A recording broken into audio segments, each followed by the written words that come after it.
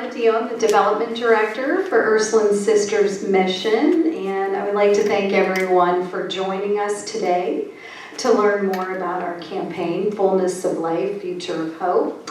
To begin our press conference, I'd like to welcome to the podium Sister Mary McCormick. She's the General Superior of Ursuline Sisters Mission, or Ursuline Sisters of Youngstown, I'm sorry. And then after her will be Bridget Kennedy. She's the President and CEO of Ursuline Sisters Mission. Thank you.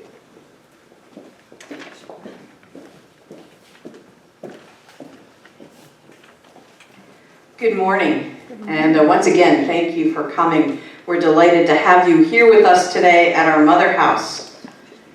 Just this past Wednesday, the Ursuline Sisters of Youngstown celebrated 150 years in the greater Mahoning Valley. 6 Ursuline sisters from Cleveland came to Youngstown on September 18th, 1874. 4 days later, they started teaching at St. Columba's School, and from that time, the Ursuline Sisters have made Youngstown home. At this point, all of us are, for the most part, natives of Youngstown. We went to school here. We went to Youngstown State University, graduated from YSU, and we have spent our lives in service to the people of the greater Mahoning Valley.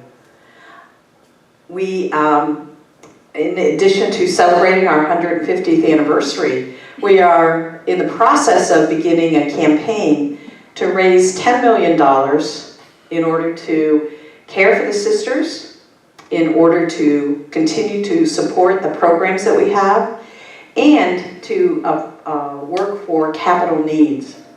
I'd like to focus a little bit on this idea of the care of sisters. Most Ursuline Sisters of Youngstown entered religious life when they were 17, 18, or 19 years old, and they came with the desire and a zeal to serve God's people for the rest of their lives. The heart of religious life is a religious life that is giving in service to God's people and making vows of poverty, chastity, and obedience. So even though sisters were paid a modest salary, every penny they ever earned was turned into the community to be used for the common good. At this point in our history, we have 26 Ursuline sisters. Our median age is 81 years old. But I also want to say, even though that's a pretty high age for us as a community, I have to say too, most of our sisters continue to be involved in some type of contribution to Ursuline Sisters Mission. Some of them still working full-time, some of them working part-time, and just about everybody doing some type of volunteer work in the service of the people of the greater Youngstown area. But because we earn such modest salaries, at this point, we need help to care for our sisters. With only 26 of us, few of us earn a salary. And though we have been very good financial stewards over these 150 years, and we have taken excellent care of our properties, we find ourselves now that knowing that while today we are okay, tomorrow will be okay.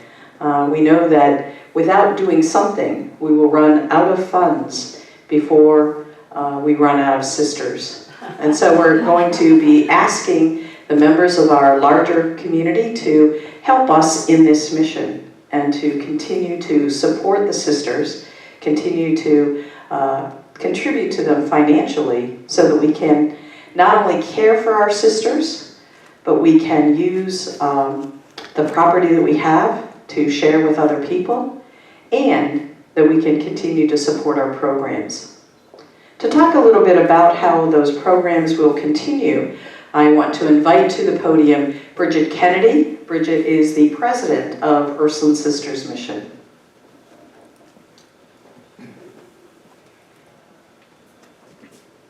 Good morning, thank you.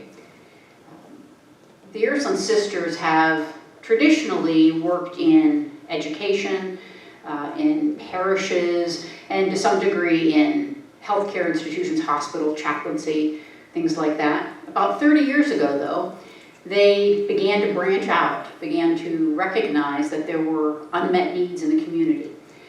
the first of what we call sponsored ministries, those nonprofits begun by the sisters themselves, was Beatitude House. And since then, the Ursuline Sisters have created numerous ministries, primarily serving the vulnerable members of our community, from homeless women and children to immigrants and newcomers to our country, to prisoners and to persons living with HIV. We have several nonprofit corporations. We employ about 100 individuals in service to those in need. This campaign will allow that work to continue into the future. We've been doing this for over 30 years, and we'd like to be doing it for at least 30 more, as long as there are needs in our community that are unmet. One of the newest of our ministries is this assisted living project. We began Ursuline Sisters Senior Living as independent living. We have 20 apartments toward the middle of the building, and the assisted living is an expansion of that. Once completed, the assisted living will allow for 45 suites of assisted living, 11 of which will be memory care. This building is about 120,000 square feet on a roof. So as Sister said, there's only 26 Ursuline Sisters. It's a lot of space for 26 people. We've always used this building for ministry. We have senior wellness programs, for instance, spirituality and educational programs. Until recently, we had a preschool and kindergarten. We've always used the space for ministry. But beginning about 10 or 12 years ago, we began in earnest to look at ways to use more of the building for meeting community needs. And that's where the independent living arose, and now our next phase of independent living. We hope to be a licensed independent living facility sometime this fall, God willing, and the creek don't rise, and open then to folks from the outside, not just sisters, but lay people, beginning sometime in the new year. And I would like to invite our assisted living administrator, Taylor Seen, to come up and just talk for a minute about the need for these services in the community. So the need not just for our sisters, but the need for others.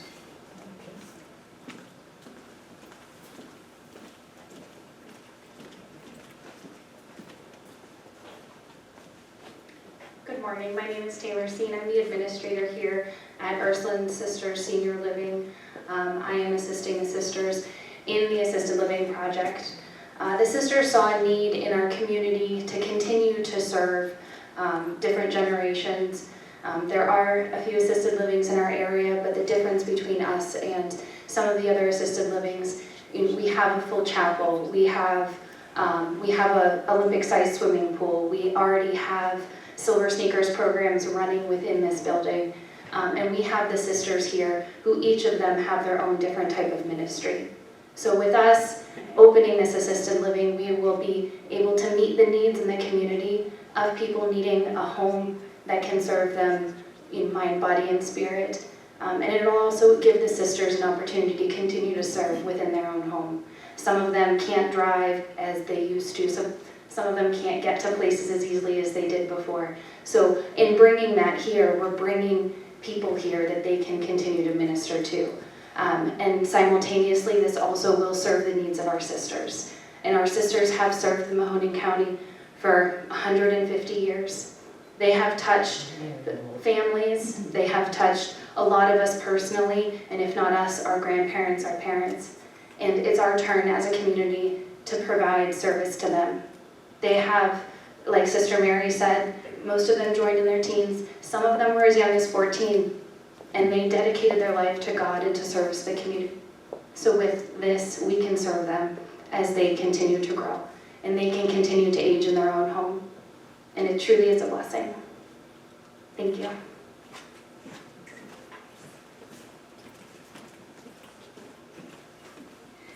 As I mentioned, we are announcing today the public dimension of our capital campaign. We hope to raise $10 million for Ursuline Sisters Mission. To date, we've already collected about half of that, a little over half of that, and we're very grateful to all of those who've already supported us. The $10 million will be used in these ways.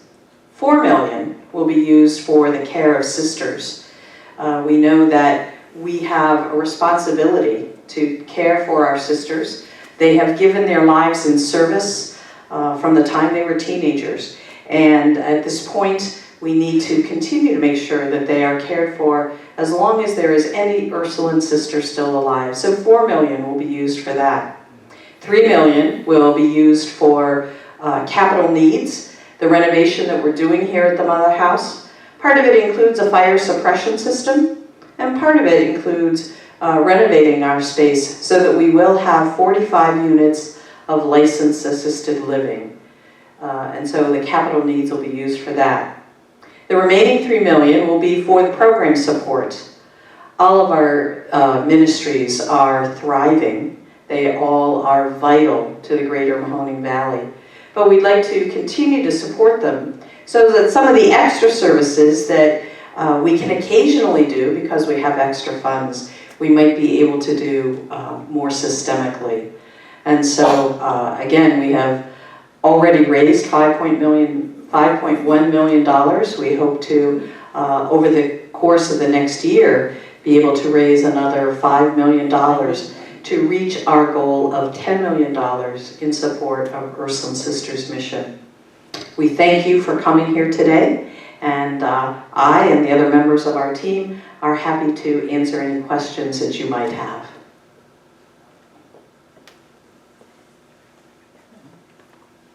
But just so I'm clear, that 45 unit building's going to be on the grounds here somewhere? It is. It's right here in the Mother House. In fact, we'll be happy to show you around if you'd like, take some tours.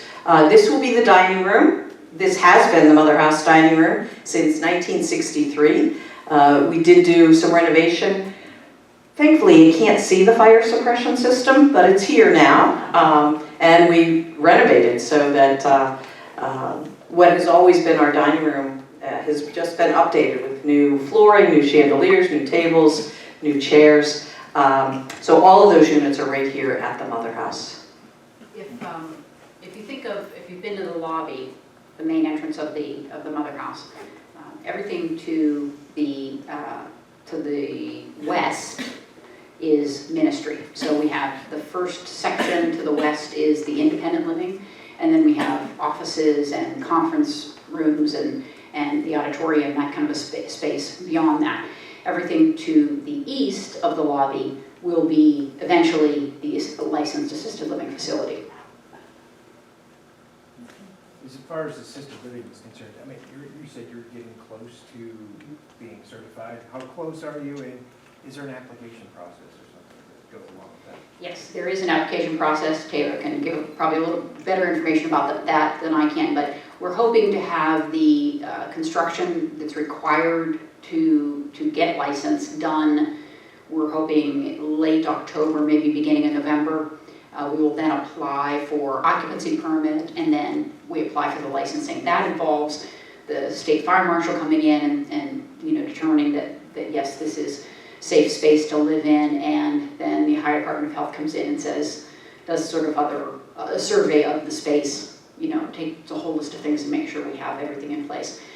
We have been working with Briarfield, the team from Briarfield, to really help us operationally to get where we need to be. They've been great partners in this. They're very skilled. They run beautiful facilities, and so while our facility is a little different, it doesn't have maybe all the bells and whistles of some of their places. We do meet I think a different need, but they've been great partners. Any other questions? Well, thank you again very much for coming. We're happy to show you around, if you want to take pictures of some of the new units. if you have here, right now, we're in a temporary chapel. Right now, they're doing the fire suppression system of the chapel. So it has been dismantled, but right across the hall is our temporary chapel that we're using. So we're happy to show you that. Show you the current chapel that is getting the work done now, and some of our new units. But also, do please enjoy some refreshments, because they really look good. So before the rest of us eat them, help yourself. Thank you again.